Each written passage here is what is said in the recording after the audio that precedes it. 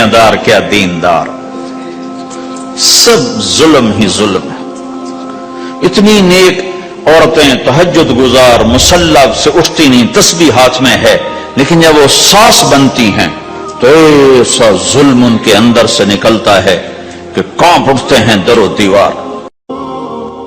بالمعروف، اپنی بیویوں کے ساتھ اچھا سلوک کرو۔ ہمیں خطاب، چونکہ مرد کسی کی بچی کو لے کے آتا ہے، لڑکا کسی کی بچی کو لے کے آتا ہے، اور اپنے وہ بچی ماں چھوڑتی، باپ چھوڑتی ہے، بھائی چھوڑتی ہے، بہنیں چھوڑتی ہے، سہیلیاں چھوڑتی ہے، سب کو چھوڑتی ہے، اور تیسرے دن اس کو تانے شروع ہو جاتے ہیں، اس کا تو دل ہی نہیں لگتا۔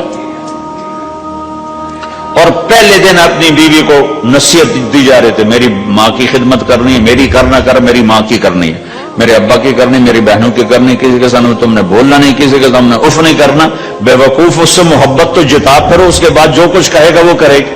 پہلے دن ہی حکم، نہ تعلق بنا ہے، نہ محبت پیدا ہوئی ہے، اور نہ ابھی جوڑ بیٹھا ہے، اور پہلے دن حکم سنانے شروع کر دی۔ اس کے ذمہ نہ تیری ماں کی خدمت ہے، نہ تیرے باپ کی خدمت ہے، نہ تیری بہنوں کی خدمت، یہ ساری خدمت تو تیرے ذمہ ہے۔ ہمارا سسرال کا معاشرہ بڑا ظالم ہے، لاکھوں میں کوئی ایک گھر بچا ہوا تو الگ بات ہے، ورنہ میں تو دنیا پھری ہے۔ جب عورت ماں ہوتی ہے تو اس کے روئیں روئیں سے محبت کے چشمے پھوٹتے ہیں، وہی عورت جب ساس بنتی ہے تو ایک دم ظلم کی تصویر بن جاتی، اسے اپنی بہو میں کوئی خوبی نظر ہی نہیں آتی، عیب ہی عیب نظر آتے ہیں، اپنے بیٹے کو بھڑکاتی رہتی، یہ کرتی ہے، یہ کرتی ہے، اور ویسے بے وقوف ہیں، کوئی ماں کی وجہ سے بیویوں کو تباہ کر دیتے ہیں، کوئی بیویوں کی وجہ سے ماں کو تباہ کر دیتے ہیں، یہ دونوں ظلم ہیں۔ ماں کی وجہ سے بیوی پہ زیادتی نہ کرو، بیوی کی وجہ سے ماں پہ زیادتی نہ کرو، بیوی کا اپنا مقام ہے، ماں باپ کا اپنا مقام ہے، بہنوں کا اپنا مقام ہے۔ 100% شکایات جھوٹی ہوتی ہیں، سب جھوٹ ہوتا ہے۔ اس لیے میرے رب نے دستور بتایا، ان جاءکم فاسق بنبأ فتبینوا، جب کسی کی خبر سنو، کوئی کمی کوتاہی سنو، اول تو سنو نہیں، اگر سننی پڑ جائے تو تحقیق کر لو، تحقیق کر لو۔ قاضی ایاس کے پاس آیا ایک شخص آیا روتا ہوا، ہائے مر گیا، ہائے مر گیا، تو ان کے ساتھ ایک آدمی بیٹھے تھے، کہنے کہ حضرت اس کا قضیہ جلدی سے سن لیں، بیچارہ بڑا مظلوم لگتا ہے۔ کہنے کہ چپ کر، یوسف علیہ السلام کے بھائی بھی رات کو روتے ہوئے باپ کے پاس آئے تھے، ہر رونے والا مظلوم نہیں ہوتا، ہر رونے والا مظلوم نہیں ہوتا۔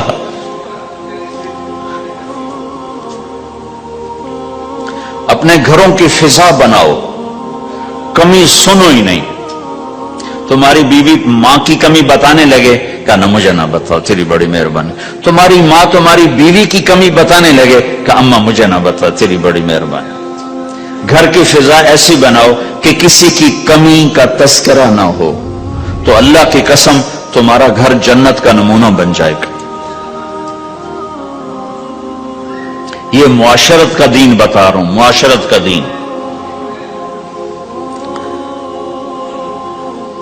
اپنی بیوی کی خوبیوں کی تعریف کرو، کمیوں پہ پردہ ڈالو۔ بیویوں کے ذمہ ہے خامد کی خوبیوں کی تعریف کریں۔ انسان حوصلہ افزائی کا محتاج ہوتا ہے۔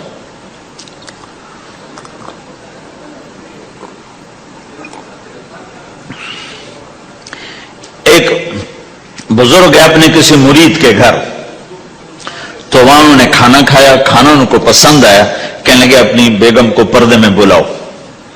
تو انہوں نے اپنی بیگم کو پردے میں بلایا، کہا بیٹی میں نے تیرا ہاتھ کا کھانا کھایا، بہت مزیدار تھا، اللہ تمہیں جزائے خیر دے، تم نے بہت اچھا پکایا۔ تو وہ زارو قطار رونے لگی۔ تو انہوں نے پوچھا بیٹی کیا ہوا؟ میں نے تو کوئی ایسی بات نہیں کی۔ کہ نہیں حضرت آپ کی بات پہ رونا نہیں آیا، رونا اس پر آیا ہے کہ 30 سال سے میں اس شخص کے ساتھ رہ رہی ہوں، کبھی ایک دفعہ اس نے میرے ہاتھ کے پکے کی تعریف نہیں کی۔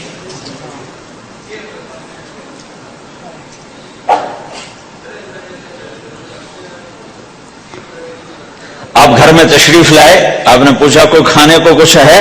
ام سلمہ رضی اللہ عنہ کا گھر. کہا یا رسول اللہ آج تو کچھ نہیں, سرکہ ہے. کہا واہ واہ واہ واہ, نعم الادام الخل, سرکہ تو بہت اچھا سالن ہے. سبحان اللہ, کیسے دلجوئی فرمائی اپنی بیگم کی, سرکہ تو بہت اچھا سالن ہے. یا تو نے نمک کم ڈال دیا, تو نے مرچی زیادہ کر دی.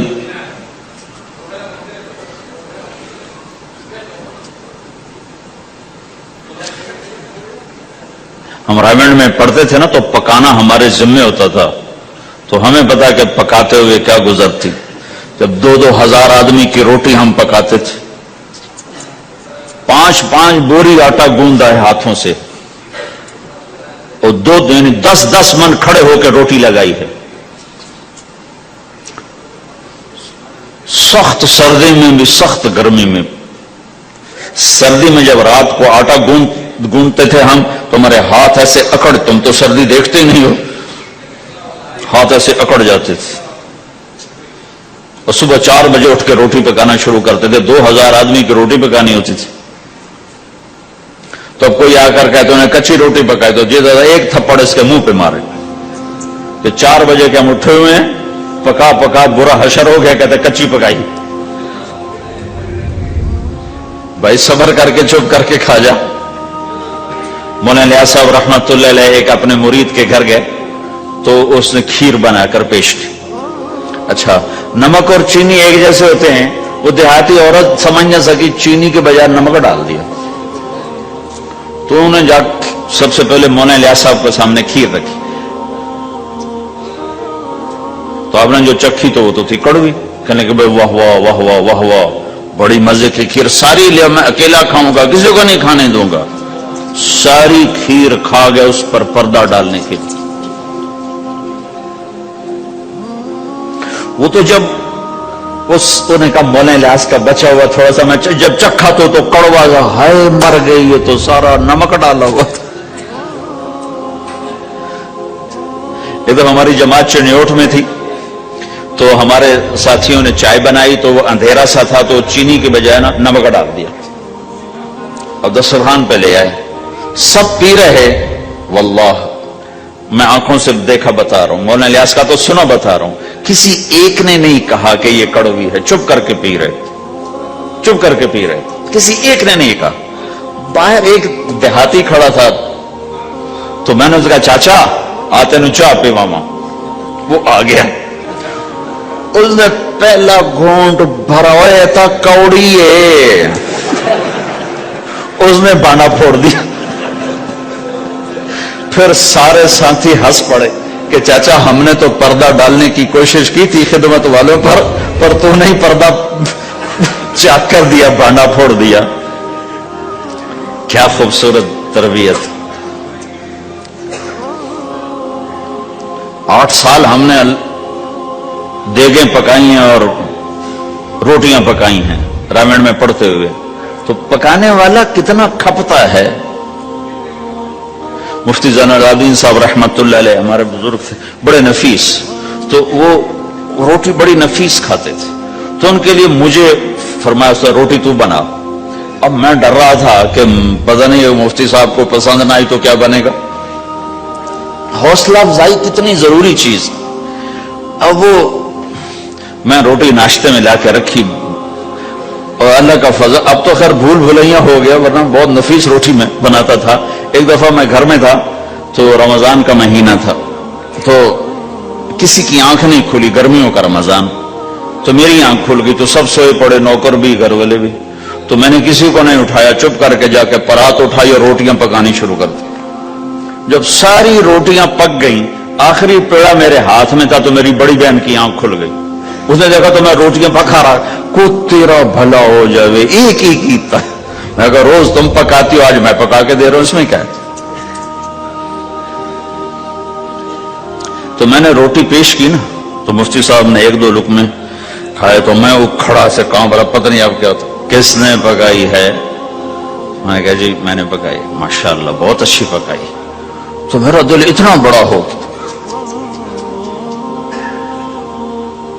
حوصلہ افزائی کرنا, برائیوں کو.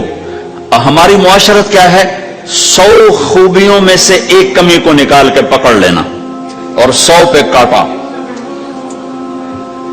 100 नजर नहीं आती, एक कमी को पकड़ के उसे उछाल रहे उछाल रहे उछाल रहे उछाल रहे उछाल रहे।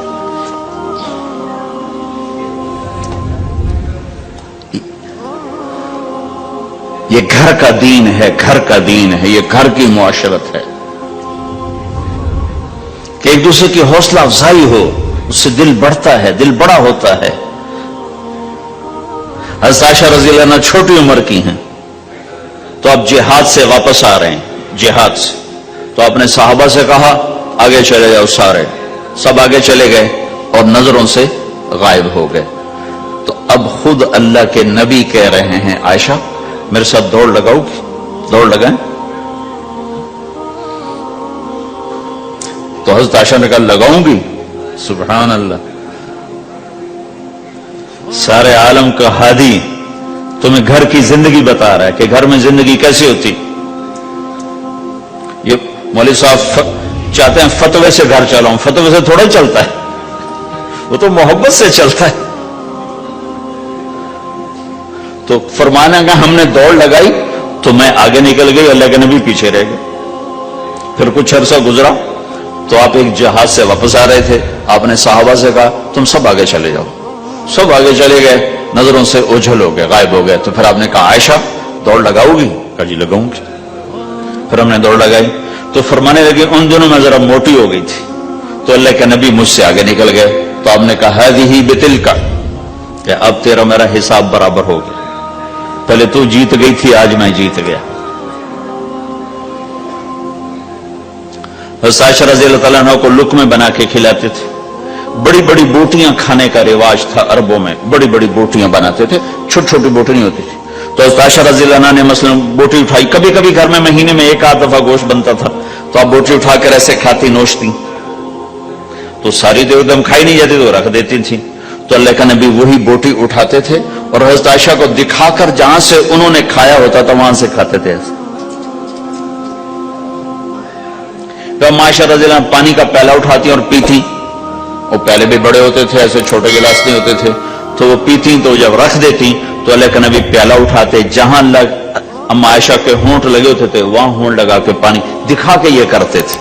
ये बता रहे हैं इजहार मोहब्बत रिश्तों में बहुत जरूरी है, इजहार जरूर, भाई को बताओ मैं तेरा भाई हूं, उसके सामने इजहार मोहब्बत जरूरी है। बीवी से इजहार मोहब्बत जरूरी है, बीवी का खामिन से इजहार जरूरी है।